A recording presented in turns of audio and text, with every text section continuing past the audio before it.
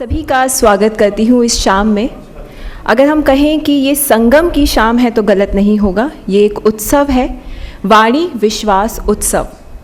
यूँ तो ये दोनों ही नाम किसी पहचान के मोहताज नहीं है, फिर भी अगर मैं वाणी की बात करूँ तो वाणी प्रकाशन पिछले 59 वर्षों से हिंदी साहित्य की सेवा में लगा हुआ है। वाणी प्रकाशन से जुड़कर हर एक लेखक को ये महसूस होता है कि उसने कुछ तो अपने जीवन में कमाया ही है। वाणी प्रकाशन जो है अब तक 6000 से अधिक पुस्तकों का प्रकाशन भी कर चुका है। वहीं इस उत्सव में जो दूसरा नाम जुड़ा है वो है डॉक्टर कुमार विश्वास का, जिनके लिए कहा जा चुका है, स्वर्गीय डॉक्टर धर्मवीर भारती ने उन्हें कहा है कि वो इस पीढ़ी के जो हैं वो सबसे संभावनाशील कवि हैं। और आज उनका जन्मदिन भी है, तो जन्मदिन की आपको हार्दिक शुभकामनाएं। और इस उत्सव की शुरुआत मैं करना चाहूँगी और उसके लिए मैं वाणी प्रकाशन ग्रुप के चेयरमैन अरुण माहेश्वरी जी को मंच पर बुलाना चाहूँगी। आप सर आए और प्लीज़ कुछ कहें जी।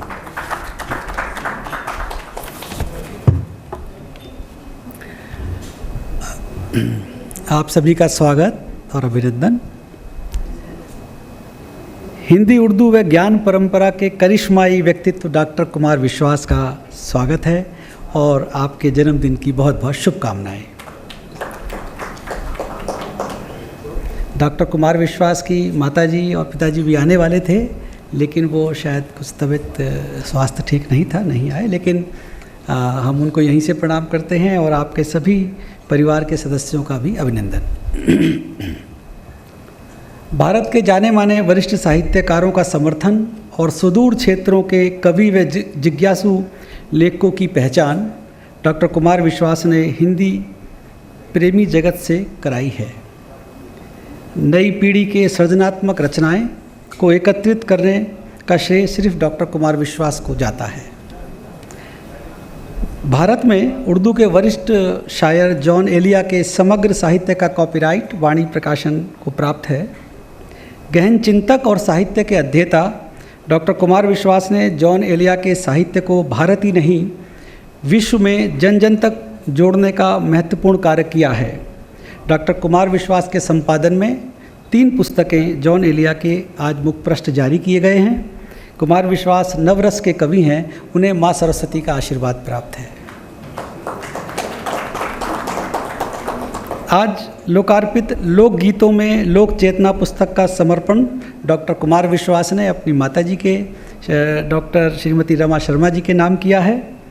लोकगीतों में लोक चेतना के संस्कार और परंपरा पर विदुषी पद्मश्री मालिनी अवस्थी जी की टिप्पणी, उन्होंने अपनी टिप्पणी में कहा है, अनुभवों की कसौटी पर रची सीख उदारता के साथ अग्रिम पीढ़ी को सौंपना, यह सत्कार्य हमारे पूर्वज अनंत काल से करते आए हैं। हमारा संवर्धन करने के लिए और हमें चैतन्य बनाए रखने के लिए। निश्चय ही डॉक्टर विश्वास ने अपने परिवार व माताजी से प्राप्त संस्कारों का गुलदस्ता आज ये लोकगीतों में लोक चेतना पुस्तक में हम सबके रूप में दिया है। हिंदी के वरिष्ठ आलोचक प्रोफेसर नामवर सिंह ने डॉक्टर कुमार विश्वास के लिए कहा है, कुमार विश्वास लोकप्रियता का एक प्रतीक हैं। कुमार विश्वास को मैं 30 वर्षों से भी ज़्यादा समय से जानता हूँ। इनकी किताब को एक अरसे से मैंने अपने पास रखा है। कुमार मेरा बहुत सम्मान करते हैं और मैं उन्हें बहुत प्यार करता हूँ। आज के समय में असल और नकल में अंतर करना बहुत मुश्किल है। ऐसे में कोई मेरा विश्वास प्राप्त कर ले, यह आसान काम नहीं है। लेकिन कुमार विश्वास ने अपने नाम को और विश्वास शब्द को सार्थक किया है। यह विश्वसनीय है। मैंने कुछ कार्यक्रमों में उनका उल्लेख भी किया है। नए लेखकों और कवियों के लिए किए गए उनके प्रयासों को उन्हें बड़ी कामयाबी मिली है। ये डॉक्टर नामवर सिंह के उद्गार हैं, जो हिंदी के वरिष्ठ आलोचक और सब जानते हैं। लेखक की सच्चाई और विश्वसनीयता पर प्रोफेसर नामवर सिंह की यह टिप्पणी हिंदी भाषा व दुनिया के लिए एक संदेश है। आज मुझे यह भी कहते हुए गर्व है कि कुमार विश्वास की स्थापित पुस्तक कोई दीवाना कहता है का वाणी प्रकाशन से उसका हम अनुबंध कर रहे हैं। हमें लगता है कि कुमार की किताब कोई दीवाना कहता है पुस्तक कविता ही नहीं, पुस्तक दोनों ही, कविता का नाम भी कोई दीवान, मतलब कहीं आप एक जिक्र कीजिए, कोई शब्द कहते हैं तो पूरा हजारों की संख्या में हॉल दीवाना कहता है और कोई पागल समझता है। ये कविता है आपकी जो बहुत ही ऐतिहासिक कविता कही जाती है, ने एक नया इतिहास रचा है। इसी इतिहास को और आगे बढ़ाते हुए हमारे प्रकाशन ने कुमार जी से अनुबंध किया है और 1 करोड़ राशि की हमने उनको पेशकश की है। तो ये एक हिंदी की दुनिया में ये हिंदी जगत में हिंदी पुस्तकों पर अब तक यह सर्वाधिक राशि का अनुबंध किया गया है। लेकिन सारी राशि से पुस्तक का आकलन नहीं करना चाहिए। यह हिंदी भाषा के लिए गौरव का प्रतीक है, इसको इस रूप में देखा जाए। आज पुस्तक का लोकार्पण डॉक्टर कुमार विश्वास के जन्मदिन पर हम करेंगे और ये वाणी प्रकाशन को अवसर मिला है। मैं आपका आभारी हूँ, आप आए और इस कार्यक्रम को आगे करेंगे। धन्यवाद। धन्यवाद सर। हमारे बीच में राज्यसभा के उपसभापति डॉक्टर हरिवंश जी भी मौजूद हैं और सांसद रीटा बहुगुणा जोशी जी भी मौजूद हैं। तो मैं वाणी प्रकाशन की सेल्स हेड दामिनी माहेश्वरी से अनुरोध करूंगी कि वो स्वागत करें हरिवंश जी का।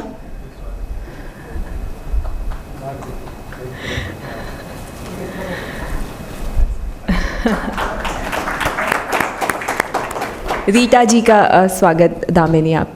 उल्टा काम करवा रहे हैं, हम भी वही करेंगे। मैं से ही लूँगी। आप भी आइए प्लीज, आप भी आइए। हम दोनों साथ ही कर रहे हैं। आप जाइए। अदिति आप भी प्लीज़ आइए और कुमार विश्वास जी का स्वागत करें।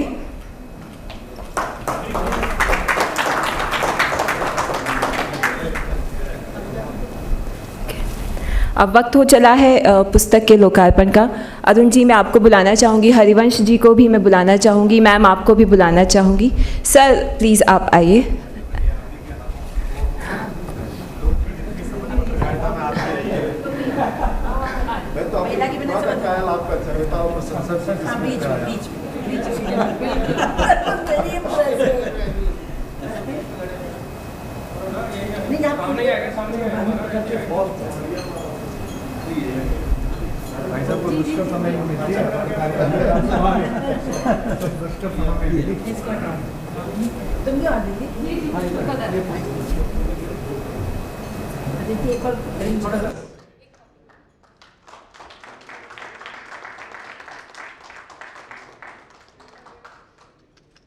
Madam please.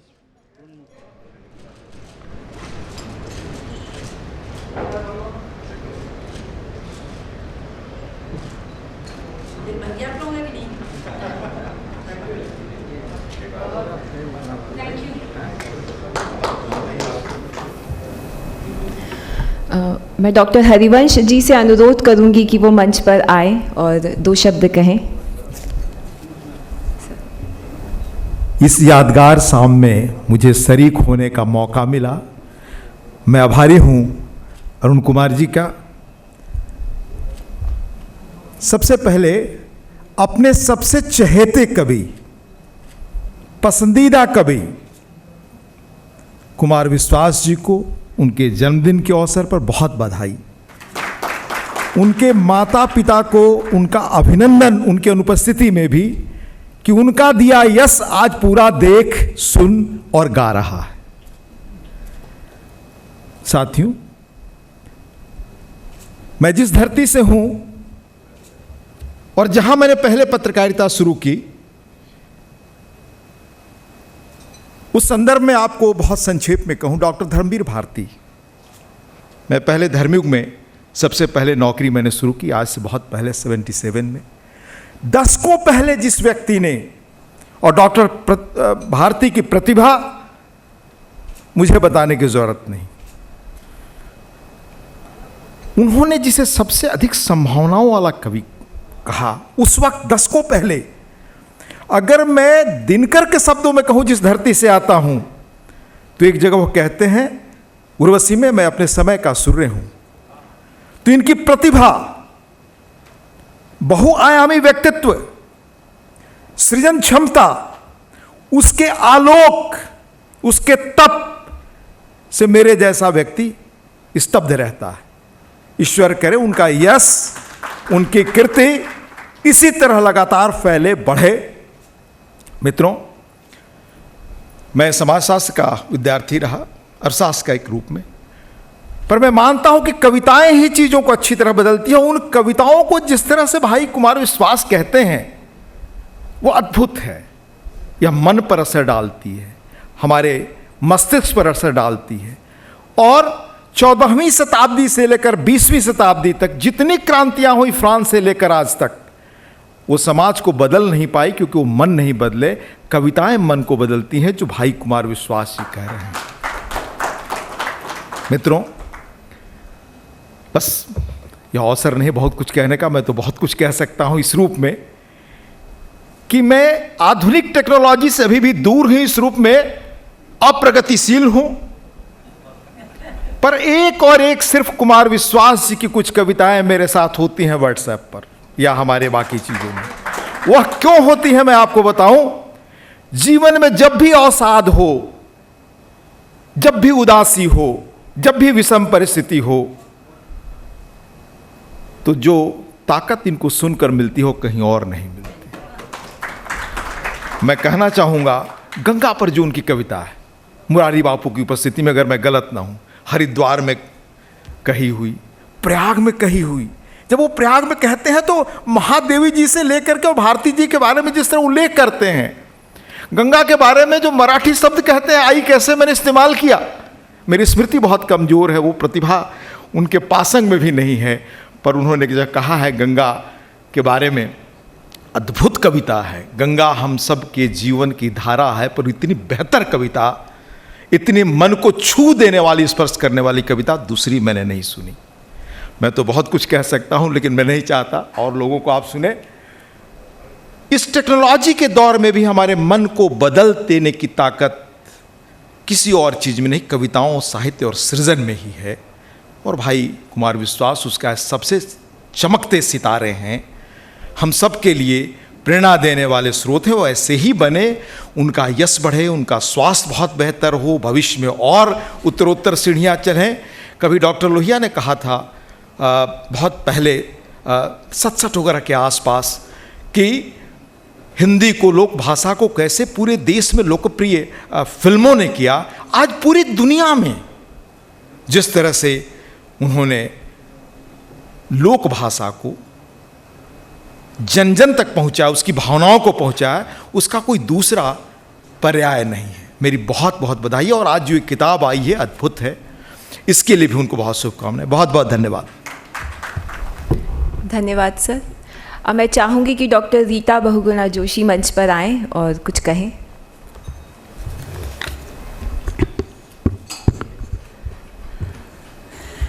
अभी श्री हरिवंश जी ने बहुत ही सुंदर शब्दों में अभिव्यक्ति की और कुमार विश्वास जी को अपना आशीर्वाद दिया। हमारे बीच में श्री रॉजर गोपाल जी हैं, YP सिंह जी हैं, अरुण महेश्वरी जी जिनकी वजह से मैं यहाँ हूँ, और अदिति जिसे मैं बेटी की तरह मानती हूँ। मुझे बहुत प्रसन्नता है कि आज इस प्रोग्राम की, इस कार्यक्रम की मैं शामिल हूँ, उसमें शरीक हूँ। कुमार विश्वनाथ जी को तो जब मैं देखती हूँ ना, ये मुस्कुराते हैं तो उसी में लोगों की थकान उतर जाती है। ये बहुत अच्छी प्लेजेंट स्माइल है इनकी, और ये सचमुच दीवाने हैं। जो पीछे लिखा है ना, गलत नहीं है। कहाँ कहाँ से घूम के, क्या क्या करके, व्यवसायों को देखते हुए, और आखिर आकर इनकी दीवानगी रुकी तो साहित्य पे रुकी। तो इनको तो चमकना ही था सितारे को, इसको तो कोई रोक नहीं सकता था। जिस व्यक्ति के, अच्छा, और इसमें हम लोग सोचते हैं नेताओं का नाम ज़्यादा होता है, लेकिन नहीं, नेता को लोग थोड़ी शक की निगाह से देखते हैं, पर जब कभी बोलता है तो लोग दिल से सुनते हैं और दिल से समझते हैं। और यही कुमार विश्वास जी की खूबी है। कहते हैं, अब ये ब्रिज भाषा में लिखा है सामने, ब्रिज व कौरवी, और भाई वहाँ पे तो पूरा आप जानते ही हैं कि राधा कृष्ण राज करते हैं। तो अगर ये राज से कवि हैं तो कोई गलत बात नहीं है। मैंने सुना बहुत सुंदर बोलते हैं, युवाओं की धड़कन है, करोड़ों इनके फॉलोअर्स हैं, और इनके साथ एक आध मंच पे मैं भी रही हूँ। इनकी जैसे इन प्रवेश करते वैसे माहौल खुशनुमा हो जाता है। तो आप बहुत ही, मैं सोचती माता पिता आपके बहुत ही किस्मत वाले हैं जिनको ऐसा पुत्र मिला। और आपके पिता भी शिक्षक थे, माता भी डॉक्टर हैं, निश्चित रूप से वह भी हमारी शिक्षा जगत से ही होंगी। तो मैं बस इतना ही कह सकती हूँ, आपकी पत्नी, आपका नाम क्या है बेटा? डॉक्टर मंजूषा। हमारे जैसे डॉक्टर हो कि असली डॉक्टर हो? हम तो भाई नकली डॉक्टर हैं, इतिहास के डॉक्टर हैं। वो असली है, तुम भी वैसे। चलो हम दोनों अच्छे।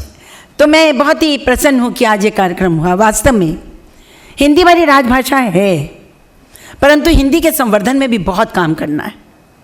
और जब 21वीं सदी, ये कहते हैं जब ये हमारा आधुनिक काल शुरू हुआ और ये हमारी नई पीढ़ी आई पिछले 3-4 दशक में, तो ये पाश्चात्य की ओर तेज़ी से बढ़ी, खासतौर से जब से टेलीविज़न आया।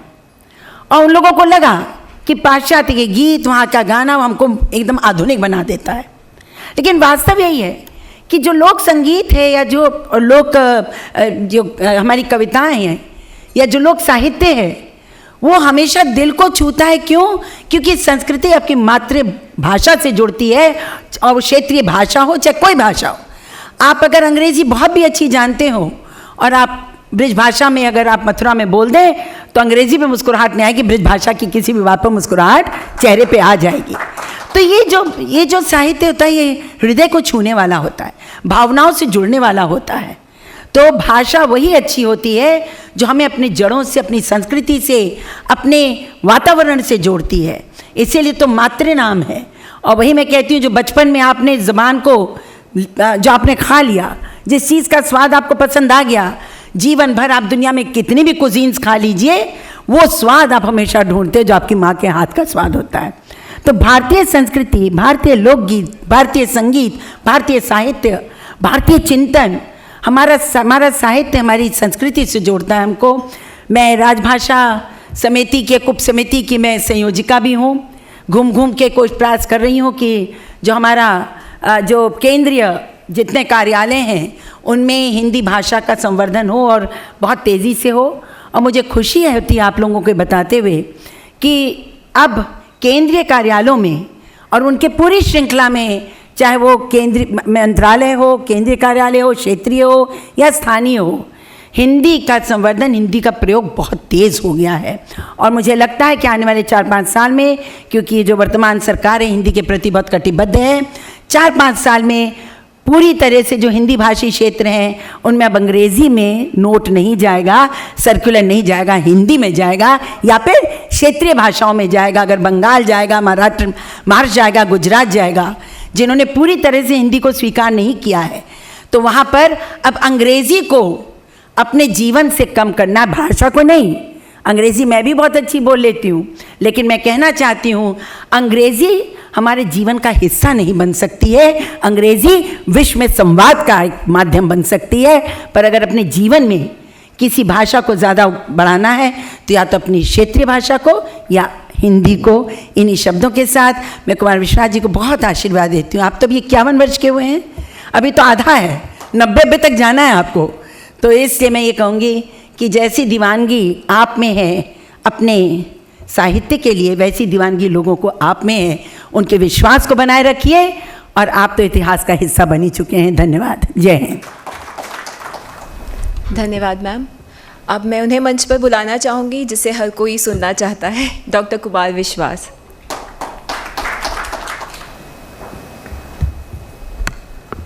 आज के इस समारोह में उपस्थित सभी महनीय श्रोतागण, विशेष रूप से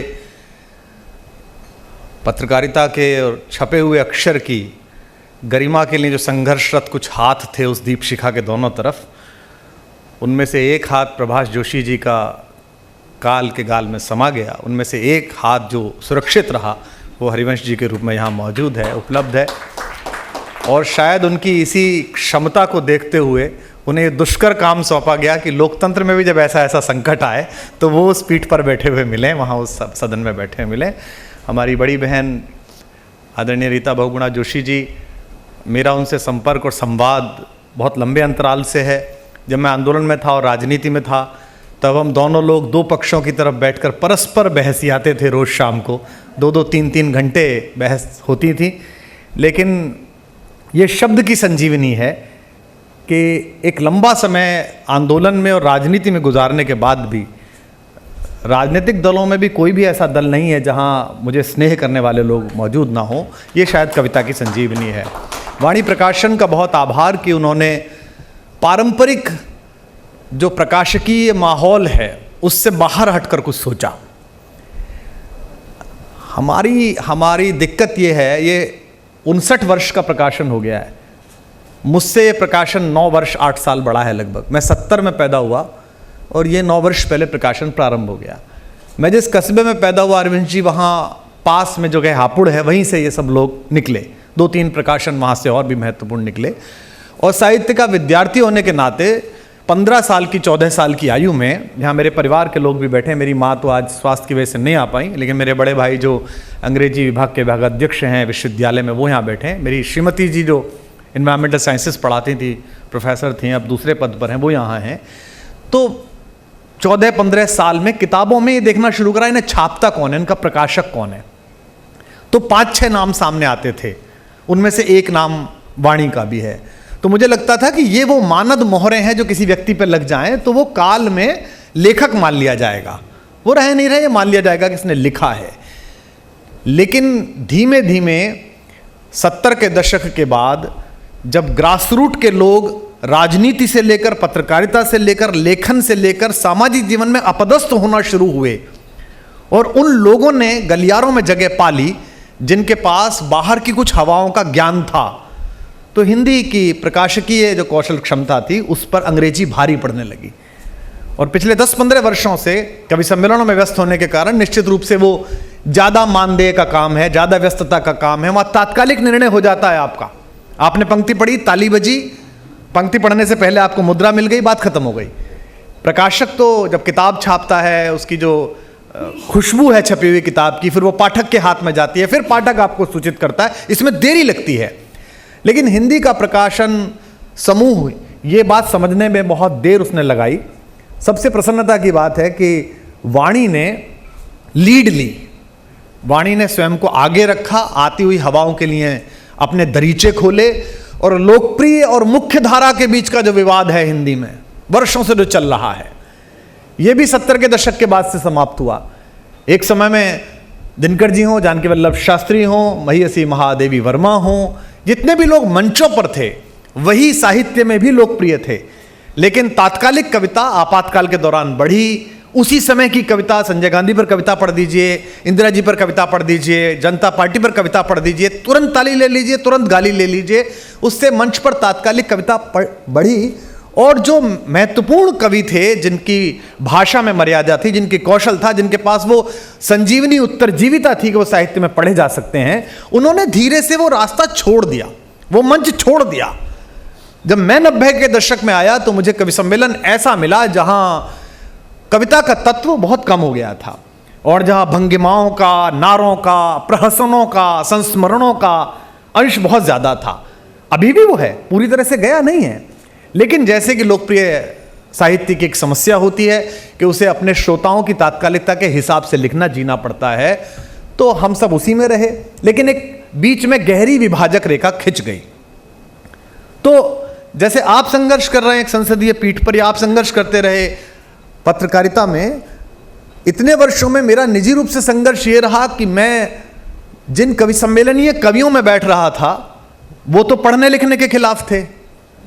कि आपको धूमिल क्यों याद है, आपको ज्ञानेंद्र पति क्यों पता है, आप आलोक धनवा को क्यों जानते हैं, वो जानते नहीं थे कौन है ये। उनको मतलब ही नहीं था धूमिल से, उनको मतलब ही नहीं था मुक्तिबोध से। वो तो अपना लिख के लाए थे, मेरी पत्नी होकर परेशान हैरान बोली श्रीमान आज चले जाइए बाजार, और ताली बज रही थी इस पे। तो वो कहते थे जब यही करने से ताली बज रही है और पैसा मिल रहा है तो तुम ये मूर्खतापूर्ण बातें क्यों लेके आए हो कि कविता पढ़ी जानी चाहिए। और जो मुख्य धारा के लोग थे वो आज तक भी एक विशेष प्रतिशत में इस बात से परेशान है कि जो अरुण जी ने घोषणा कर दी कि कवि से 1 करोड़ का करार, मेरी ब्रांड टीम तो कह रही है कि करार कम पैसे का हुआ है, ये तो काफी कम है। अगर एक लगभग लुगदी साहित्य के समकक्ष अंग्रेजी में लिखने वाला आदमी 5 ले सकता है तो हिंदी में आदमी क्यों नहीं ले सकता है, जबकि उसकी पाठक संख्या है, जबकि उसे लोग पढ़ रहे हैं। तो केवल जीवन में सहज हो जाना, केवल जीवन को जीवन की तरह जी लेना मानक बन गया कि आप कवि नहीं है, आप साहित्यकार नहीं है। ये मेरे जन्मदिन पर कोई अवसर नहीं है ऐसी बात करने का। लेकिन मैं 2 वर्ष पहले हिंदी की एक मानक पत्रिका ने मुझे बुलाया, उनका एक कार्यक्रम होता था टॉक ऑन टेबल, जिसमें वो एक आदमी को बैठा के 15-20 लोग छोड़ देते थे उसके ऊपर कि आप सवाल पूछो। तो मैंने उनसे मना किया कि आपका रास्ता अलग है, मेरा रास्ता अलग है, मैं क्या करूँगा। बोले नहीं नहीं, आप ज़रूर आइए, आप लोकप्रिय साहित्य के व्यक्ति हैं, बहुत बिकते हैं, बहुत सुने जाते हैं, करोड़ों लोग सुनते हैं आपको। तो मैं चला गया। तो वहाँ उस पत्रिका के पहले अंक में मैंने लगभग 14 कविताएँ भेजी, 3 ब्लैंक वर्स भेजी, 3 गज़लें भेजी, 6 गीत भेजे, मुक्तक भेजे, छोटी छोटी कविताएं भी भेजी। मैंने सोचा कि सब तरह की कविता पहुंच जाए ताकि ये पाठक पढ़ लें और जो मुझसे साक्षात्कार लेने आए वो सज्जन भी पढ़ लें। वो 7-8 सज्जन आए, उन्होंने एक पंक्ति नहीं पढ़ी थी। उनका नाराजगी इस बात पर थी कि आप एक शाम के कविता पढ़ने के 10 लाख रुपए क्यों लेते हो, आप इस गाड़ी में क्यों चलते हो, आप बीच में चुटकुला क्यों सुनाते हो। हमने आपका एक कार्यक्रम देखा था, 2 घंटे में आपने 1.25 घंटे कविता सुनाई, 1.25 घंटे आपने इधर उधर की बातें सुनाई। मैं उनसे कह रहा था 1.25 घंटे तो कविता सुनाई, यो हनी सिंह का टिकट लेने वाला लड़का मेरा टिकट लेके आया, इस बात का तो एहसान मानो, इस पर तो मुझे धन्यवाद दो, इस पर तो मुझे बल दो, इस पर तो मुझे शक्तिवान करो, और कम से कम मत करो, शांत तो रहो। तो इस संघर्ष के बीच में प्रकाशन छपा हुआ है, फंसा हुआ है। और अगर प्रकाशन इस बात को समझेगा कि चीजें बदल रही हैं, 1960 के दशक के बाद हम हॉकी में नहीं जीते, हम केवल मास्को में जीते, जिसमें पाकिस्तान नहीं गया था, हॉलैंड नहीं गया था, जर्मनी नहीं गया था, क्योंकि वो ऐसी जगह पर हुआ था जहां राजनीतिक कारणों से लोग नहीं जा रहे थे। तो लोग कारण तलाशने लगे कि हम हॉकी में जीतते थे, हार क्यों रहे हैं। बाद में खेल विशेषज्ञों ने बताया कि इससे पहले हॉकी घास पर खेली जाती थी, जहां कलाई का कौशल चलता था, है ना, वो कौन सी कलाई मोड़ना चलता था, मोहम्मद शाहिद वगैरह बड़े हमारे मशहूर और अच्छे प्लेयर्स थे। बाद में वो एस्ट्रो टर्फ पे होने लगी, जिसमें साहस चलने लगा, जिसमें दम चलने लगा, कंधे से कंधे भिड़ने लगे, लोग गिरने लगे। तो प्रकाशकों को यह बात समझनी पड़ेगी और साहित्य के झंडा बरदारों को यह बात समझनी पड़ेगी कि साहित्य की हॉकी घास से निकल के एस्ट्रो टर्फ पर आ गई है और वो उसी तरह पढ़ी जाएगी। आप एक कविता किसी बड़ी से बड़ी पत्रिका में छापिए, मैं उनके अवदान को अस्वीकार नहीं कर रहा, वो बहुत महत्वपूर्ण काम है जो हो रहा है, लेकिन चांद पर पहुंचने के लिए अगर वो गुरुत्वाकर्षण केंद्र तक पहुंचाने वाली जो नीचे पुछल्ली लगी रहती है, जो बाद में गिर जाती है, वो ना हो तो चांद पे थोड़ी पहुंचे आदमी। और चांद पर जो वायुयान पहुंचा, अगर वो पहुंचकर उस छोटे पुछल्ले को गाली देने लगे कि तुम्हारा योगदान ही क्या था, तुम तो यहीं गिर गए थे 10 किलोमीटर पे, तो फिर ये कृतज्ञता है, उसका भी योगदान है कि उसने उसको वहां तक पहुंचाया। तो मुझे पता नहीं कि मैं अभी कविता लिख पाया हूं, नहीं लिख पाया हूं। आदरणीय भाई साहब ने जो प्रशंसा की वो उनका स्नेह हो सकता है मेरे प्रति, लेकिन मैं इतना प्रयास जरूर कर रहा हूं कि एक बड़ी संख्या में भारतीय और दूसरे मुल्कों के लोग हमारी हिंदी की उस कविता धारा तक पहुंचे जहां अच्छे लोग लिख रहे हैं और मुझसे भी अच्छे लोग लिखने वाले आने वाले हैं। केवल इस बात का प्रयास है और ये पुस्तक इस बात को सिद्ध करेगी। लोकगीतों में लोक चेतना एक ऐसी किताब है जिसमें मैंने बचपन में मैं अपनी माँ के पास सोता था, सबसे छोटा था, और मेरी माँ को गाकर सोने की आदत है, वो गाकर सोती हैं। तो मैं अब ब्रज के वो गीत गाती थी या कौरवी के गीत गाती थी, तो मेरे प्राण में, अंतस में वो लोक की धुन और वो लोक की भाषा बस गई। तो मैं वर्षों सोचता रहा कि मैं इस पर कुछ काम करूँगा, और मैंने फिर जब मैं कॉलेज एजुकेशन में था, पढ़ाता था, तो मैंने ये काम किया कि लोकगीत कैसे लोक चेतना से जुड़े हुए हैं। आप सब इस पारिवारिक समारोह में यहाँ आए हैं, इसके लिए मैं आपका बहुत बहुत आभारी हूँ। और मैं आप सब से भी आशा करता हूँ, क्योंकि हिंदी की साहित्य धारा से और विशेष रूप से जिसे मुख्य धारा से कहते हैं, उसके भी बहुत महनीय चेहरे यहाँ पर हैं, बड़े लोग यहाँ पर हैं। मैं उनसे भी आग्रह करता हूँ कि हमारे इन टिटहरी प्रयासों को स्वीकार करें, समझें, और ये जो मुख्य धारा लोकप्रियता के बीच का जो एक असामंजस्य है, ये फिल्मों ने तोड़ दिया है। आज पंकज त्रिपाठी लोकप्रिय सिनेमा के भी सुपरस्टार हैं, और जो दूसरा प्रकार का सिनेमा होता है जिसे अर्थवान सिनेमा कहते हैं, उसके भी सुपरस्टार हैं। आज मनोज वाजपेयी इधर भी काम करते हैं, उधर भी काम करते हैं। तो क्यों ना हमारे यहाँ भी एक ऐसा पुल तैयार हो, ऐसा सेतु तैयार हो कि हमारी कवि सम्मेलनीय परंपरा के लोग अच्छा साहित्य क्या है जो पुस्तकों में छप रहा है, जो पत्रिकाओं में छप रहा है, उसके बारे में जान सकें।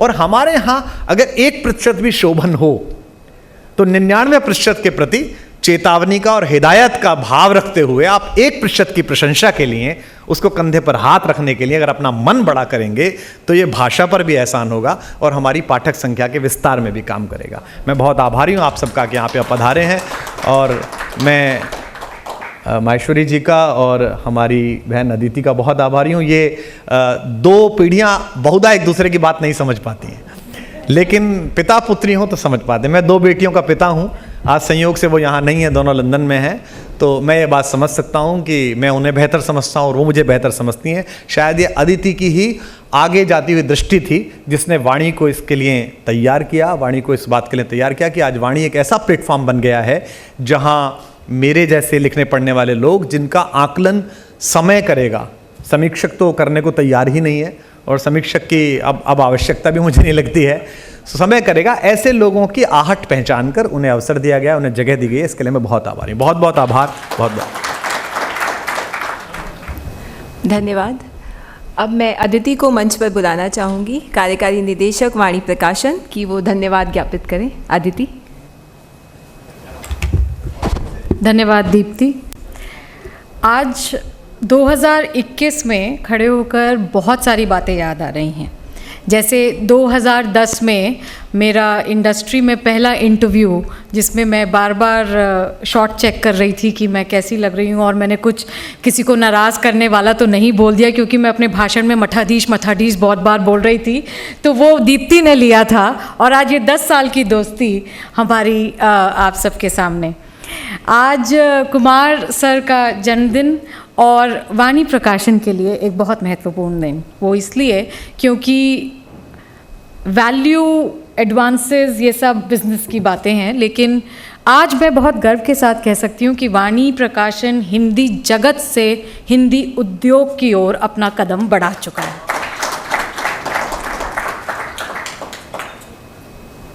जेन ऑस्टन जब लिखती थीं तो जेन ऑस्टन के नाम से नहीं लिखती थीं, एक लड़के का नाम इस्तेमाल करती थीं, और जब भी कोई देख लेता था तो अपने कागज़ लपेटकर बिस्तर के नीचे डाल देती थीं। कहने का तात्पर्य यह है कि आज जो पॉपुलर है, आज जो एक गलियारे में जिसको सुना नहीं जाएगा, उसकी आवाज़ कल दुनिया सुनेगी, वो कल क्लासिक बनेगा। और इस मूवमेंट को समझना एक संपादकीय विभाग का, एक जिम्मेदार संपादकीय विभाग का दायित्व है। और मुझे खुशी है कि वाणी प्रकाशन ग्रुप की ओर से ये संपादकीय पहल हम डॉक्टर कुमार विश्वास के साथ कर रहे हैं। सर ने कहा कि ये दो पीढ़ियों का झगड़ा हमारे यहाँ, सच मानिए तो बहुत ही खूबसूरत है, और ये ऐसा झगड़ा है जिसके चलते हर सुबह हमारे पास एक एजेंडा तैयार होता है। मेरे पिता, मेरी माँ, उन्होंने हमें इस प्रकार से परवरिश दी जहाँ हमें कभी लगा ही नहीं कि हम एक बहुत ही इनफॉर्मल या लेज़ी या कॉम्प्लिसेंस एटमॉस्फेयर में हैं। डिसिप्लिन और काम के प्रति अपनी जवाबदेही, और साथ ही साथ अपनी शिक्षा का पूरा इस्तेमाल करते हुए अपने बड़े वरिष्ठ लेखकों की तरफ पूरा आदर सम्मान रखते हुए युवा पीढ़ी के लिए जगह बनाना, ये वाणी प्रकाशन का दायित्व, विजन हमेशा से रहा है। हमारे युवा वाणी के सबसे बड़े पोस्टर बॉय कौन हैं? सोचिए, सबसे बड़े पोस्टर बॉय हमारे युवा वाणी के हैं नरेंद्र कोहली जी, जिन्होंने 80 के दशक में सबसे पहला अपना उपन्यास वाणी प्रकाशन को 1988 में पहला दिया, और आज 2021 में उनके जन्मदिन पर उनकी नई किताब लोकार्पित करते हुए इतना गर्व महसूस हुआ कि मेरे पिता भी उनके प्रकाशक और अब उनकी पोती भी उनकी प्रकाशक। सो ये संबंध, ये सम्यकता, ये बहते जाना पानी की तरह जीवन में, ये हमारा तत्व है। और मैं बहुत बहुत आप सभी का अभिनंदन करती हूँ कि इस तत्व में, इस कहानी में आप सब हमारे साथ जुड़े हैं। डॉक्टर कुमार विश्वास, वाणी प्रकाशन ग्रुप की संपादकीय पद्धति में आपका स्वागत। उम्मीद है कि आज का पॉपुलर कल का क्लासिक मार्ग प्रशस्त करेगा। धन्यवाद। माननीय हरिवंश जी, माननीय रीता जी, माननीय YP सिंह जी, रॉजर गोपाल जी, हम सभी हमारे बीच हैं, और मोनिका हालन जी, जिन्होंने हिंदी में, जिनकी माता जी की बात पैसे की किताब, पहली वाणिज्य personal finance management specially for women I है, और वो हमारे बीच, बहुत धन्यवाद। ये जो मंज़र है वाणी का हम सबके सामने, जहाँ राम कथा से लेकर पॉपुलर पोइट्री से लेकर फाइनेंस से लेकर ये सारा साइंस टेक्नोलॉजी ये सब हिंदी में निचुड़ रहा है। और ये भाषा इतनी बड़ी वैश्विक भाषा आने वाले समय में बनने वाली है। उसके global brand ambassador doctor Kumar विश्वास, मुझे पूरा विश्वास है कि आने वाले समय में ये तत्व और प्रगाढ़ होगा। आप सभी इस यात्रा में हमारे साथ रहिए। आज की शाम आप सबके नाम बहुत धन्यवाद। धन्यवाद अदिति, आप सभी यहाँ आए उसके लिए आप सभी का धन्यवाद। और ये वाणी विश्वास का उत्सव यूं ही अनवरत जारी रहे, यही उम्मीद है। लेकिन आज इतना ही, और आपके बीच में डॉक्टर कुमार विश्वास हैं, आप उनसे मिलिए, उनसे अगर आप कुछ सुनना चाहते हैं तो। बिल्कुल सर, स्वागत है आपका, आइए सर। मुझे लगा था गंभीर लोगों की महफिल है तो इस तरह से काम चल जाएगा। सबसे पहले तो अदिति को बहुत बहुत शुभाशीष ने बहुत बोलते समय भावनाएं, तर्क और प्रज्ञा तीनों बार बार कंधे से उचक उचक के नीचे आती हैं। भावना कहती है मैं आगे जाऊंगी, प्रज्ञा कहती है मैं आगे जाऊंगी, तर्क कहता है मैं आगे जाऊंगी। जो वक्ता इन तीनों को साध ले, समय उसे सुनता है। और मुझे ये पता नहीं कि प्रकाशक के रूप में वो कितनी कामयाब अभी हैं, वक्ता के रूप में अदिति बहुत कामयाब होने वाली है, मुझे आज पता चला। इस कविता के लिए उल्लेख किया आदरणीय भाई साहब निर्वंश जी ने। हमारा पत्रकारिता में संपादकीय पढ़ने का समय आदरणीय हरिवंशी प्रारंभ हुआ जब हम राजेंद्र माथुर जी, राहुल बारपुते जी, हरिवंश जी, प्रभाष जोशी जी को पढ़ते थे। दुर्भाग्य कि हम अखबारों के उन पन्नों तक पहुँचे जहाँ सेठ जी के बेटे का लिखा हुआ संपादकीय हम जानते हैं कि किस डेस्क के पत्रकार ने लिखा होगा। तो मैं जब राजस्थान में नौकरी करता था तो बीच में मैं डेपुटेशन पर असिस्टेंट डायरेक्टर था एक छोटी सी जगह पे, एनएसएस देखता था, तो वहाँ अखबार नहीं आते थे। तो एक चपरासी को मैंने इसलिए छुट्टी दे रखी थी कि वो पहली बस पकड़कर भीलवाड़ा जाता था और वहाँ से पहली जो डाक से जनसत्ता आता था उसको लेकर आता था, क्योंकि उसके बिना भूख मिटती नहीं थी। उसमें प्रभाष जी पढ़ने होते थे, उसमें कुमार आलोक पढ़ने होते थे, आलोक तोमर को पढ़ना होता था, उसमें कुमार संजय सिंह को पढ़ना होता था। खबरें भी अपने आप में रस देती थी, रंग देती थी, वो अलग विषय है। तो एक कविता मैंने पिछले दिनों मुझसे हुई, मैं गंगोत्री गया था और गंगोत्री के बाद फिर मैं इलाहाबाद गया। इस यात्रा पर मैंने कविता की। गंगा हो सकता है कुछ लोगों के लिए नदी हो, लेकिन हम दुआबे के लोग, मेरठ कमिश्नरी के लोग, जिन्होंने मेले के नाम पर कातक का मेला देखा है, कार्तिक को कातक कहते हैं हमारे यहाँ, कातक का मेला देखा है, पूरी पूरी बैलगाड़ियाँ भरी हुई जा रही हैं, 2-2 महीने, 1-1 महीने ब्रजघाट पर लोग पड़े हुए हैं। उनके लिए गंगा नदी नहीं है, उनके लिए गंगा एक ऐसी सांस्कृतिक महारेखा है जिसके दोनों ओर इस देश का धार्मिक जीवन स्पंदित होता है, दैनिक जीवन स्पंदित होता है। तो एक कविता मैंने लिखी है। मुझे बस डर इसी बात का है कि ज़्यादा बड़े लोगों की महफिल है तो हो सकता है जैसे मुझे सुना जाता है वैसे ना सुना जाए, लेकिन आप लोग कोशिश करिए कि उस नहीं, थोड़ा सा हमको अभ्यास पड़ गया आवाज़ें सुनने का, वो आपका दोष नहीं है, हमारा अनुभव का दोष है। मैं कविता सुनाता हूँ, आपको सुनिए। सामान्य कविता प्रवाह में लिखी गई है, इसका कोई साहित्यिक कौशल आप निकाल सकें तो इसके लिए आभार। कि खिलौने साथ बचपन तक, जवानी बस रवानी तक, खिलौने साथ बचपन तक, जवानी बस रवानी तक, सभी अनुभव भरे किस्से बुढ़ापे की कहानी तक, सभी अनुभव भरे किस्से बुढ़ापे की कहानी तक, जमाने में सहारे हैं सभी बस जिंदगी भर के, जमाने में सहारे हैं सभी बस जिंदगी भर के, मगर ये जिंदगी के आखिरी पल का सहारा है, ये गंगा का किनारा है, ये गंगा का किनारा, ये गंगा का किनारा है, ये गंगा का किनारा है, खिलौने साथ बचपन तक, जवानी बस रवानी तक। ये देखिए, इससे अंतर कुछ नहीं पड़ेगा। अगर ये आईआईटी में एक साथ गाई जाती है, 10,000 लड़के एक साथ गाते हैं, तो मैं ऋषिकेश में एक बार एक शूट कर रहा था 4-5 साल पहले। मैंने कविता लिखी क्यों बहन जी, मैं सुबह सुबह 5 बजे शूट कर रहा था, उस समय जगती हुई रोशनी में अच्छा शूट होता है। तो मेरे पास एक नव प्रेमिल दंपति, तो पता नहीं वो थे या नहीं थे, प्रेमी जरूर थे, 2 बालक आए जवान जवान, हेलो हेलो कुमार विश्वास जी, कुमार विश्वास जी। तो मैंने कहा जी जी, एक फोटो खींच लिया। मैंने कहा खींच लीजिए। तो उनमें से लड़की मुझसे बोली, नेवर थॉट कि I can meet you on the banks of Ganges. तो मैंने कहा वेयर गैंजीज, मैंने कहा कहाँ है? तो उसने कहा ये दिस रिवर। मैंने कहा नहीं मोहतरमा, ये गंगा है, और भगवान न करे जीवन आपका अच्छा बीते, आखिरी के वक्त में ये गैंजीज कह के नहीं डाली जाएगी, गंगा जल ही कह के डाली जाएगी।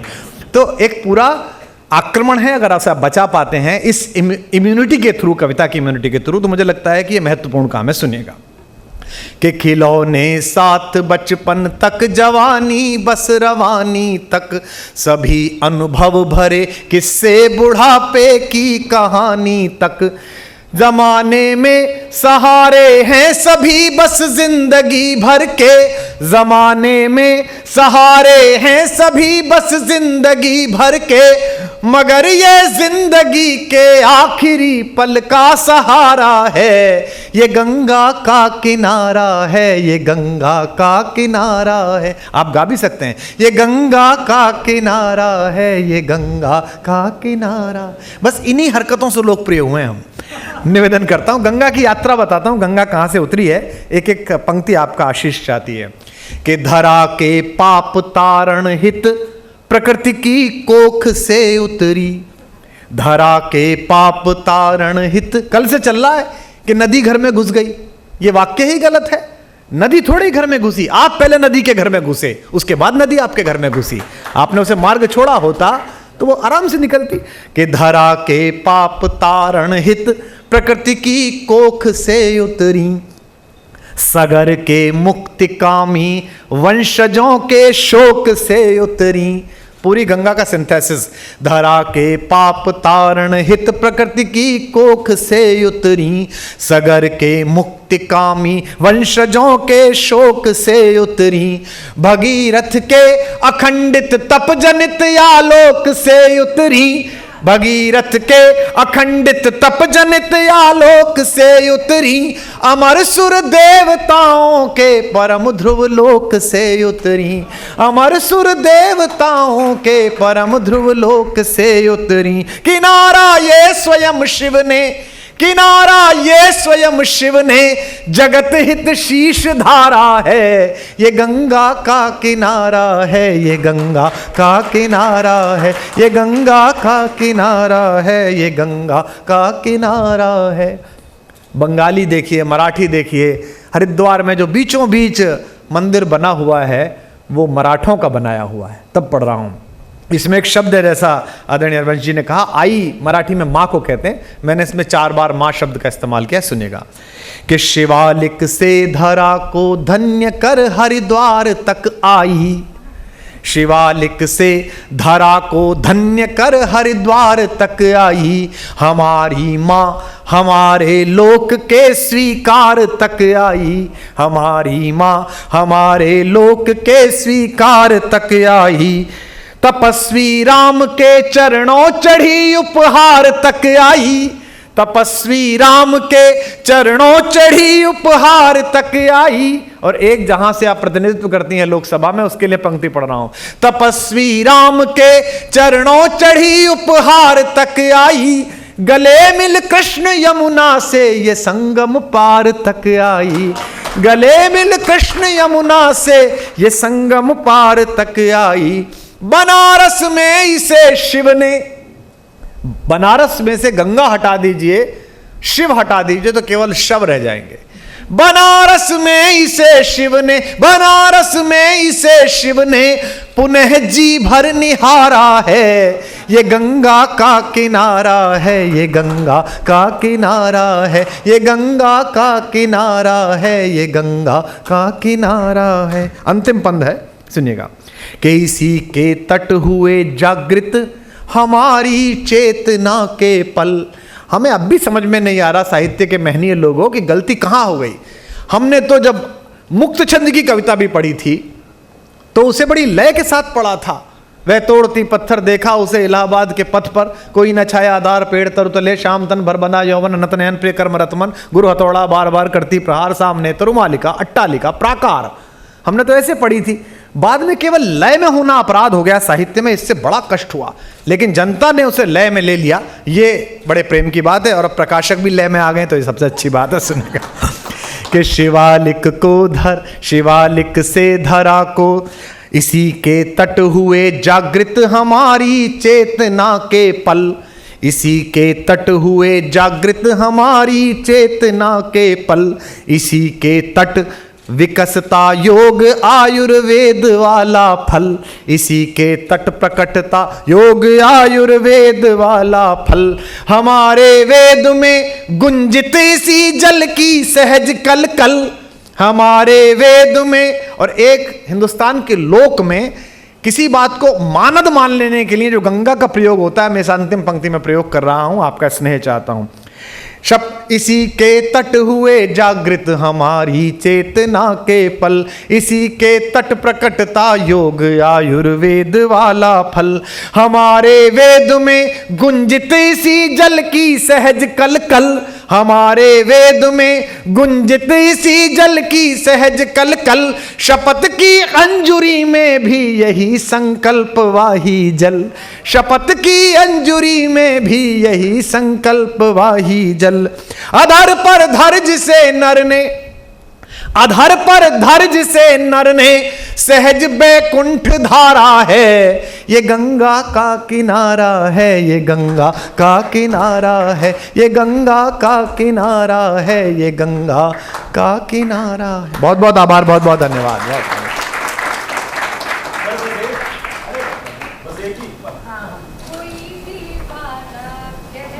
सर एक बार फिर से सर आइए।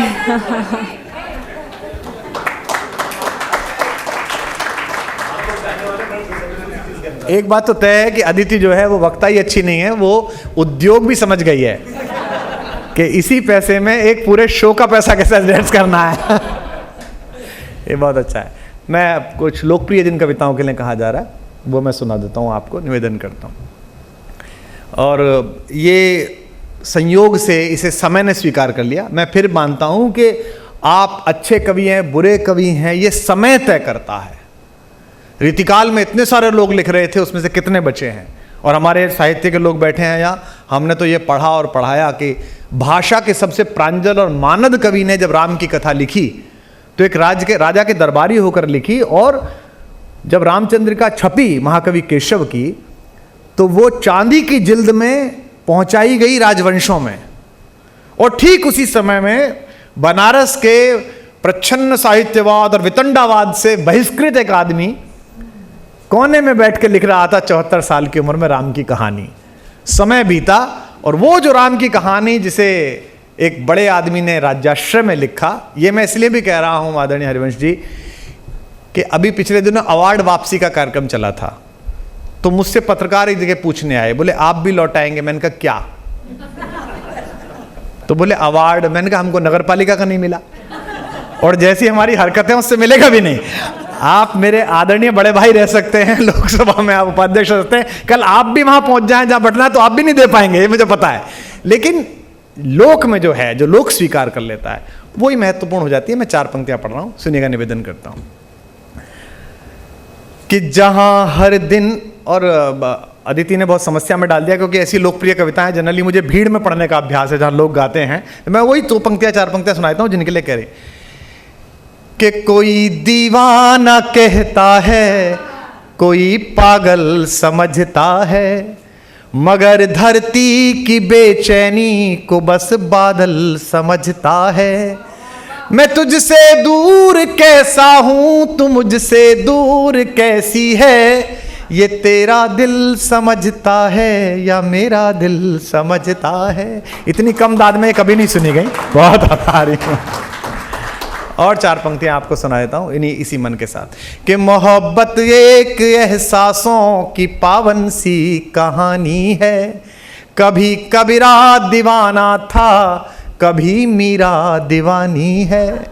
यहाँ सब लोग कहते हैं मेरी आंखों में आंसू हैं, जो तू समझे तो मोती है, जो ना समझे तो पानी है, जो तू समझे तो मोती है।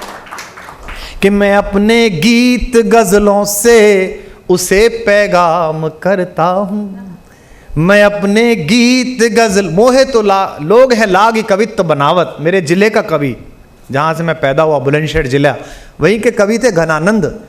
उनसे लोगों ने कहा कि आप कविता लिखते हो? बोले नहीं नहीं नहीं, लोग हैं लागी कवित्व बनावत, लोग हैं कि लग के कविता लिखते रहते हैं, मोहे तो मोरे कवित्व बनावत, मुझे तो मेरे कवित्व बनाते हैं। तब कहता हूँ, निवेदन करता हूँ कि जहाँ हर दिन सिसकना है, जहाँ हर रात गाना है, जहाँ हर दिन सिसकना है, जहाँ हर रात गाना है, हमारी जिंदगी भी एक तवायफ का घराना है।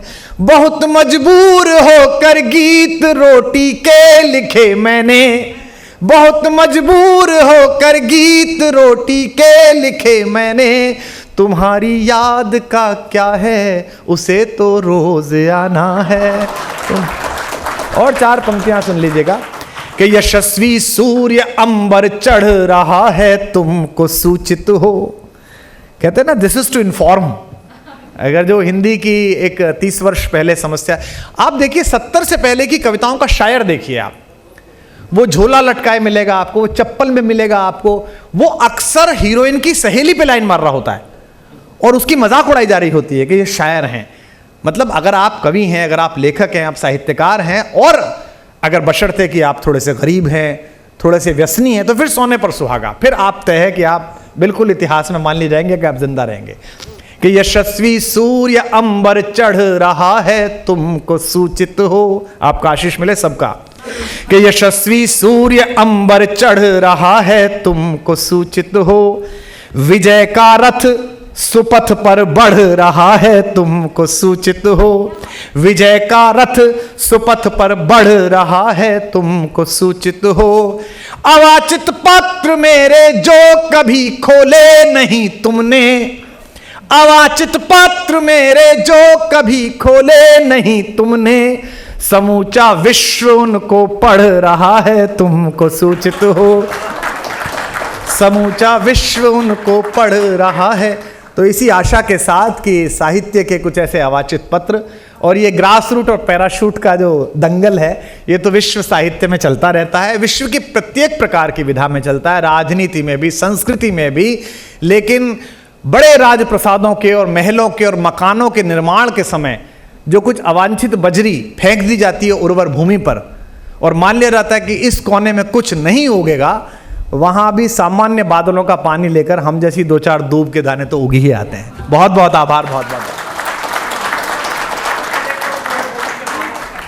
मैंने कुछ राम पर कुछ लिखे थे, वो मैं मुक्तक आपको सुनाता हूँ। उनमें से एक मुक्तक आपने कहा है तो मैं सुनाता हूँ कि मानवता की खुली आंख के सबसे सुंदर सपने राम, मानवता की खुली आंख के सबसे सुंदर सपने राम, जिह्वावाणी अर्थवती हो गई लगी जब जपने राम, जिह्वावाणी अर्थवती हो गई लगी जब जपने राम। मात पिता गुरुजन परिजन ने अपने अपने देखे थे, मात पिता गुरुजन परिजन ने अपने अपने देखे थे, दुनिया भर ने देखे अपने अपने अपने अपने राम, दुनिया भर ने देखे अपने अपने अपने अपने राम। और आखिरी पंक्ति इस कड़ी में निवेदन करता, दुनिया भर ने कि जब जब घिरे अंधेरे गहरे हमने तुम्हें पुकारा राम, जब जब घिरे अंधेरे गहरे। हो सकता है कुछ लोग इसके लिए पुरातनपंथी माने, लेकिन जो कहानियाँ हमें विदेश से पढ़ाई जा रही हैं प्रकाशकों के माध्यम से, जिनमें motive the moral of the story और मोटिव ऑफ द स्टोरी सिखाया जा रहा है, मुझे बचपन से माँ के साथ बैठ के राम कथा सुनने का अवसर मिला। क्योंकि वो सुबह कुछ पन्ने पढ़ती थीं, तब मुझे ना अवधि आती थी ना कविता आती थी, पर वो धीमे धीमे समझ में आया कि जीवन में जितना कष्ट है और जितना समस्या है, अगर आप इस कहानी से जुड़ जाओ तो कभी ना कभी वो आपको हौसला दे देती है। तो ये 4 पंक्ति मैंने प्रतिदान में कृतज्ञता में पढ़ी। ये लोकगीतों की पुस्तक भी ऋषि ऋण है, जो ऋषि परंपरा से मिलता। मनुष्य के ऊपर जो ऋण होते हैं उनमें पितृ ऋण भी है, जिससे अदिति ऋण करने की कोशिश कर रही हैं आपको। एक ऋषि ऋण होता है कि जो परंपरा से आपको ज्ञान मिला है उनको आप कृतज्ञता व्यक्त करते चलो। इसी के लिए तर्पण किया, इसी के लिए यह किया कि जब जब घिरे अंधेरे गहरे हमने तुम्हें पुकारा राम, जब जब घिरे, बाहर नहीं तो अंदर गुनगुनाइए, जब जब घिरे अंधेरे गहरे हमने तुम्हें पुकारा राम, एक तुम्हारे होने भर से जग भर में उजियारा राम, एक तुम्हारे होने भर से जग भर में उजियारा राम, धन दौलत की या ताकत की जिन पर लंका है उनके, धन दौलत की, एक कोरोना ने बता दिया, 2000 किलोमीटर मार करने वाली मिसाइल, 5000 मार करने वाली मिसाइल, एक अदृश्य विषाणु ने बता दिया कि मनुष्य का अहंकार कितना घटिया है, कितना छोटा है।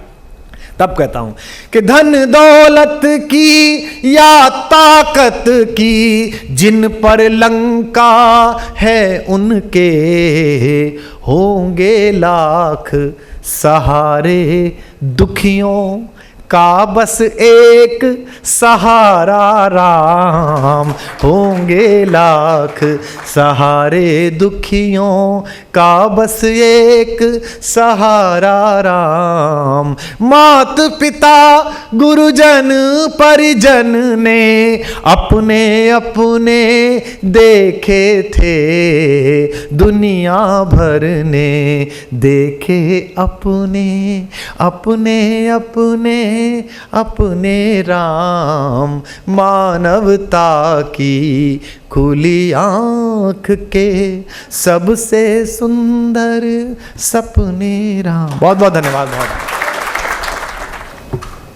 मैं रुक के आई, मुझे लगा कि शायद फिर हमें कुछ बेहतरीन सुनने को मिल जाए। अब सर आपको एक बार फिर मंच पे बुलाना चाहूँगी। मैम आपको भी, आप भी आए सर, सर आप भी आए, मैम आप भी आए, क्योंकि जन्मदिन है तो वो केक के बिना अधूरा है, तो आप सभी यहाँ आए। अदिति प्लीज़ आइए। आज अजय जैन जी हमारे बीच हैं, जिनके बहुत सहयोग से बहुत चीज़ें यहाँ सार्थक हुई। बहुत धन्यवाद अजय जी। आज ये भी पता चला कि ताजमान सिंह के इतिहास में पहली बार जो खाने की नेम प्लेट्स हैं, पट्टियाँ हैं, वो हिंदी में लिखी गई हैं। मैंने जीवन में पहली बार खाने की प्रूफ रीडिंग करी है, यानी जाफरानी पुलाव को ज़ाफ़रानी पुलाव बनाया है। तो केक के लिए कुमार जी और मंजू मैम आप हमारे साथ आए, रीता मैम, हरिवंश सर हमारे साथ आए, और इसके बाद प्रूफ रेड हिंदी खाना हमारे साथ आप सभी का।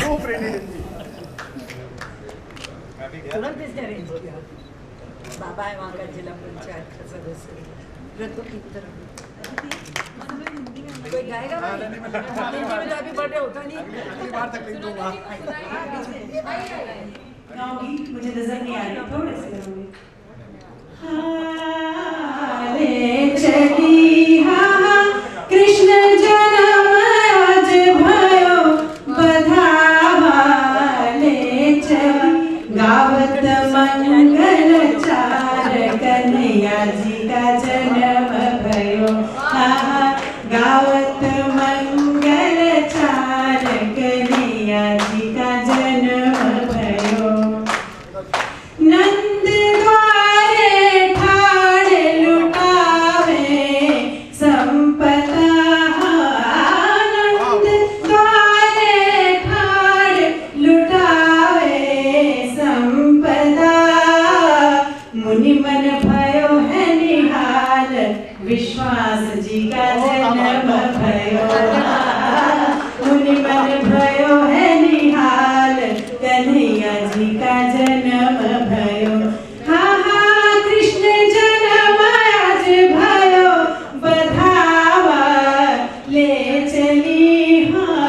गावत मंगल चार कन्हैया जी का जन्म।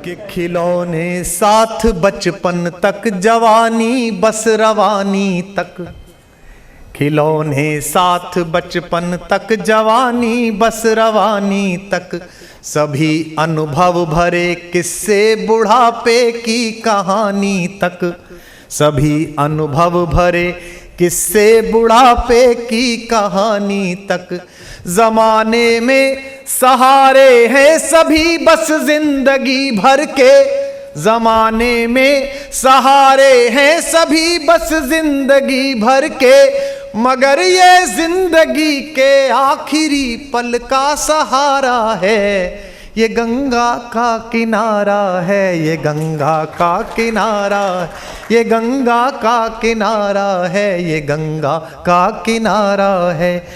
कि धरा के पाप तारण हित प्रकृति की कोख से उतरी, धरा के पाप तारण हित प्रकृति की कोख से उतरी, सगर के मुक्तिकामी वंशजों के शोक से उतरी, भगीरथ के अखंडित तप जनित आलोक से उतरी, भगीरथ के अखंडित तप जनित आलोक से उतरी, अमर सुर देवताओं के परम ध्रुव लोक से उतरी, अमर सुर देवताओं के परम ध्रुव लोक से उतरी। किनारा ये स्वयं शिव ने, किनारा ये स्वयं शिव ने जगत हित शीश धारा है, ये गंगा का किनारा है, ये गंगा का किनारा है, ये गंगा का किनारा है, ये गंगा का किनारा है।